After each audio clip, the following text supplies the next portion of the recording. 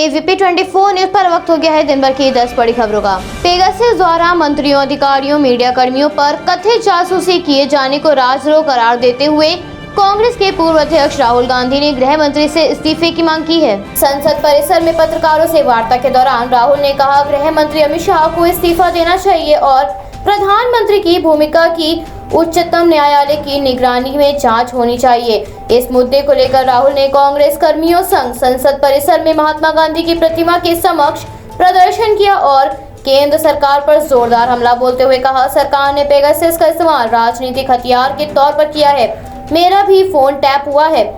जासूसी कांड पर विपक्ष एकजुट है। इस पूरे प्रकरण के लिए सरकार जिम्मेदार है। क्या आप पेगासस खरीद सकते हैं? कौन इसे खरीद सकता है? कौन इसका इस्तेमाल कर सकता है? ये सरकार को स्पष्ट करना चाहिए। इसके साथ ही कृषि कानूनों पर राहुल ने कहा, तीनों नए कानून वापस होने चाहिए। बातचीत से कोई हल नहीं निकलना है।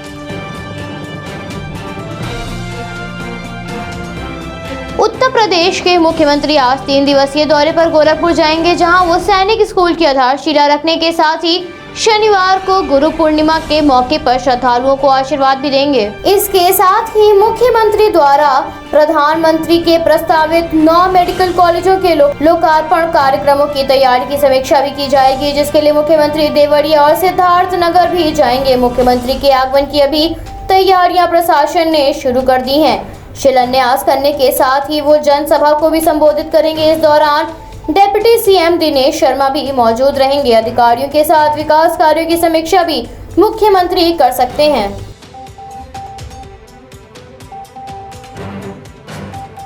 असम में नवगठित विद्रोही समूह national liberation front of Bodoland के सभी सदस्यों ने बृहस्पतिवार को आत्मसमर्पण करते हुए हथियार डाल दिए।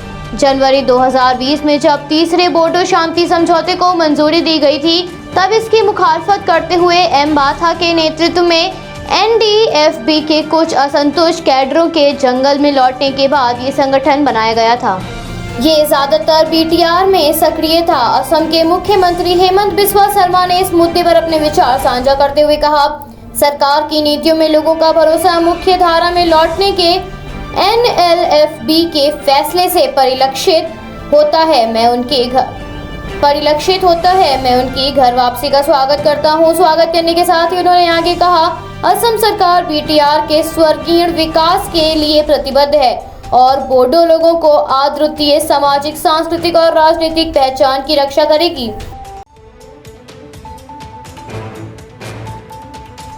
पंजाब कांग्रेस में कैप्टन अमरिंदर सिंह और नए प्रधान नवजोत सिंह सिद्धू के बीच चल रही खींचातानी अब खत्म होती नजर आ रही है। कांग्रेस प्रभारी हरीश रावत के फोन पर दोबारा लौटे सिद्धू ने पंजाब भवन पहुंचने पर कैप्टन से मुलाकात की और उनके पैर छुए। पंजाब प्रदेश कांग्रेस के नए प्रधान नवजोत सिंह सिद्धू ने अपना पदभार संभाल लिया है और इसके साथ ही पार्टी में पड़ी दरार खत्म होती नजर आ रही है। पैर छूने के बाद दोनों ने रावत और मंत्री विधायकों के साथ चाय पी। चाय पार्टी के बाद सभी लोग सिद्धू की ताजपोशी के लिए पंजाब कांग्रेस भवन रवाना हुए। मुख्यमंत्री कैप्टन अमरिंदर सिंह ने सिद्धू के ताजपोशी समारोह में हिस्सा लेने पर सहमति दिखाई है, मगर पार्टी आलाकमान के निर्देश के बाद कैप्टन इस समारोह का हिस्सा बनने के लिए तैयार हुए हैं। हालांकि सिद्धू ने अभी तक कैप्टन की मांग के अनुसार उनसे माफी नहीं मांगी है। सिद्धू के साथ ही पंजाब कांग्रेस के कार्यकारी प्रधान कुलजीत सिंह नागरा, सुखविंदर सिंह डैनी, संगत सिंह गिलजिया और पवन गर्ग भी आज अपना पदभार संभालेंगे।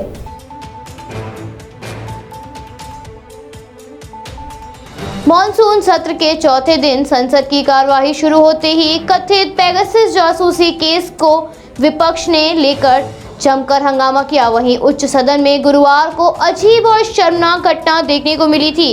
राज्यसभा में संचार मंत्री अश्विनी वैष्णव पेगासस जासूसी कांड पर बयान देने के लिए जैसे ही खड़े हुए, उनके हाथ से कॉपी छीनकर TMC सांसद शांतनु सेन ने फाड़कर उपसभापति की तरफ उछाल दिया। ऐसा करने के लिए सांसद शांतनु सेन को निलंबित कर दिया गया है। वहीं आज कथित जासूसी कांड पर दोनों सदनों में सरकार के खिलाफ नारेबाजी की गई। इसके बाद राज्यसभा और लोकसभा की कार्यवाही को 12 बजे तक स्थगित करना पड़ा था। लोकसभा की कार्यवाही शुरू होते ही केंद्रीय स्वास्थ्य मंत्री मनसुख मांडविया ने कहा, वैक्सीनेशन को लेकर हम लोगों का साथ मिलकर काम करना चाहिए। टीकाकरण को लेकर जो भ्रम फैला रहे हैं उन्हें भी समझाने की जरूरत है। उनके बयान पर विपक्ष ने हंगामा शुरू कर दिया। हंगामे के बाद लोकसभा की कार्यवाही 26 जुलाई तक स्थगित कर दी गई है।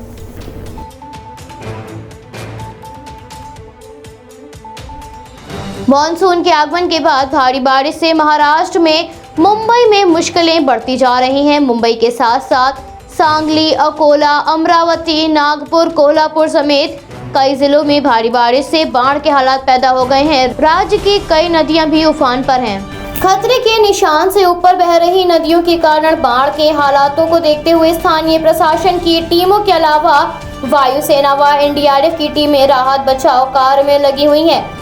भारी बारिश के कारण कई रूटों पर ट्रेन सेवा बाधित हो गई है। रायगढ़ में भूस्खलन की 4 घटनाएं सामने आई हैं, जिसमें अभी तक स्थानीय पुलिस ने 15 लोगों को बचाया है, जबकि लगभग 30 लोग अभी भी अंदर फंसे हुए हैं। वहीं 5 लोगों की मौत हो गई है। प्रधानमंत्री ने राज्य के मुख्यमंत्री उद्धव ठाकरे से फोन पर चर्चा कर हर संभव सहायता का भरोसा दिलाया है।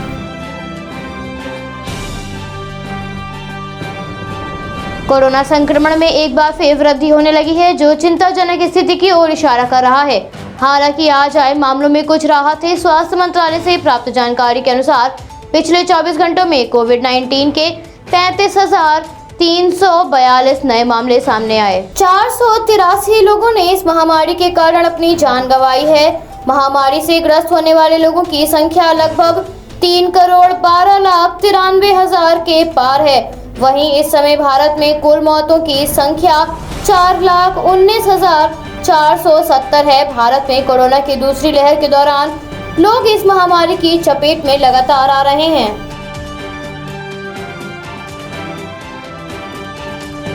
भारत में मानसून के आगमन के बाद जलभराव की समस्या उभर कर सामने आ रही है। दिल्ली समेत उत्तर भारत में बीते कई दिनों से हुई बारिश के चलते मौसम सामान्य बना हुआ है। स्काईमेट ने आगामी दिनों में देश के कई हिस्सों में भारी बारिश की चेतावनी भी जारी की है। वहीं बिहार के कई जिलों में 26 से 29 जुलाई तक रेड अलर्ट जारी किया गया है। इसके साथ ही मध्य प्रदेश के कुछ हिस्सों, तटीय आंध्र प्रदेश, ओडिशा, राजस्थान के कुछ हिस्सों में भारी बारिश के आसार हैं। स्काईमेट के अनुसार बंगाल की खाड़ी पर लगातार 2 निम्न दबाव के क्षेत्र बन रहे हैं। इससे नेपाल के पहाड़ी क्षेत्र और बिहार के उत्तरी जिलों में भारी बारिश हो सकती है। उत्तर प्रदेश, दक्षिण गुजरात के कुछ हिस्सों, उत्तराखंड, पश्चिम बंगाल, केरल, हिमाचल प्रदेश, असम में आज मध्यम स्तर की बारिश होने का अनुमान लगाया गया है।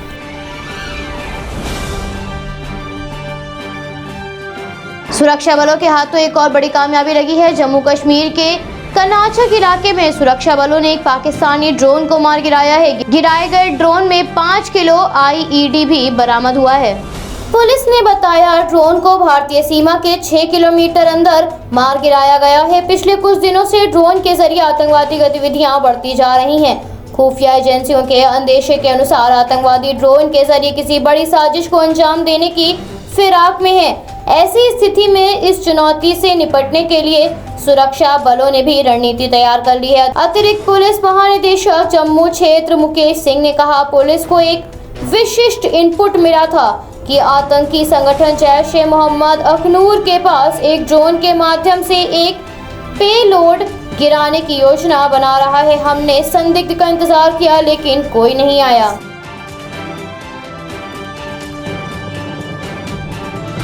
भारत और चीन के मध्य सीमा पर विवाद जारी है। ऐसे में चीन की ओर से प्रतिदिन आक्रामक गतिविधियां हो रही हैं। इसी कड़ी में चीन के राष्ट्रपति शी जिनपिंग ने तिब्बत का दौरा किया। गौरतलब है, सत्ता संभालने के 1 दशक बाद जिनपिंग का पहला तिब्बत दौरा है। प्राप्त जानकारी के अनुसार जिनपिंग ने भारत के अरुणाचल प्रदेश राज्य से सटे चीन के शहर का दौरा कर हालात का जायजा लिया। इतना ही नहीं बल्कि ब्रह्मपुत्र नदी पर बन रहे बांध का भी निरीक्षण राष्ट्रपति शी जिनपिंग द्वारा किया गया। चीन यहां पर दुनिया का सबसे बड़ा बांध बना रहा है, वहीं भारत इसका कड़ा विरोध कर रहा है। विशेषज्ञों के अनुसार चीन के 3 जॉर्ज डैम की तुलना में ब्रह्मपुत्र नदी पर बन रहा ये बांध 3 गुना ज्यादा बिजली पैदा करेगा। चीन रेल के साथ साथ सड़क मार्ग भी दुरुस्त कर रहा है।